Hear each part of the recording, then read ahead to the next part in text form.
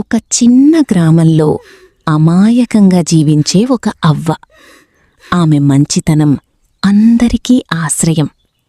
కాని అదే మంచితనం ఒకరోజు పెద్ద తప్పుగా మారింది.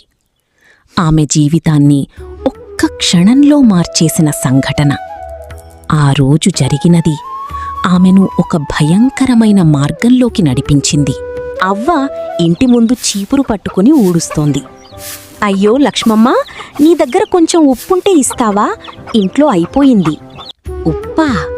ఉంది తల్లి. లోపలికి వెళ్ళి గిన్నెలో ఉప్పు తీసుకొస్తుంది. నీ చేతి మంచితనం ఎవ్వరికి ఉండదవ్వా. అయ్యో, మనుషులు ఒకరికొకరు సహాయం చేసుకోకపోతే ఎలా? మరో పొరుగువాడు వస్తాడు. అవా, పప్పు కొంచెం ఉంటే ఇవ్వు, సాయంత్రానికి తెస్తా. సరే నాయనా, తీసుకెళ్ళు. అలాగే లక్ష్మమ్మ.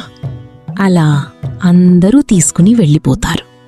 రాము కష్టపడి పనిచేసి సరుకుల సంచి పట్టుకుని వస్తాడు. అవా, ఇంట్లో ఉప్పు ఎక్కడుంది?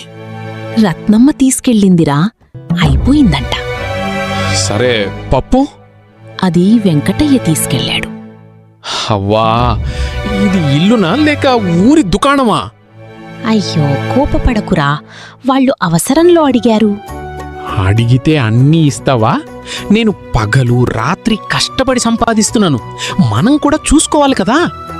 నువ్వు కష్టపడుతున్నావు నిజమేరా, కాని ఇవ్వటం వల్ల పుణ్యం వస్తుంది. పుణ్యం వచ్చేదాకా మనం ఆకలితో చచ్చిపోతామవ్వా. మధ్యాహ్నం లక్ష్మమ్మ ఇల్లు ఊడుస్తోంది. అయ్యో, ఇదేంటి? చిన్న తాళం చెవి పడింది. చూసి ఆశ్చర్యపోతుంది. ఇది రాము పెట్టిదే అనుకుంటా. పెట్టి దగ్గరకు వెళ్ళి తాళం వేసి చూస్తుంది. తెరుచుకుంటుంది. అయ్యయ్యో, ఇందులో డబ్బు ఉన్నాయే. ఇంత డబ్బు ఎప్పుడు కూడబెట్టాడ్రా నా బంగారం? లక్ష్మమ్మ బయటకు పరిగెత్తి, ఒరేయ్ వినండోయ్, మా రాము ఎంతో డబ్బు కూడబెట్టాడ్రా.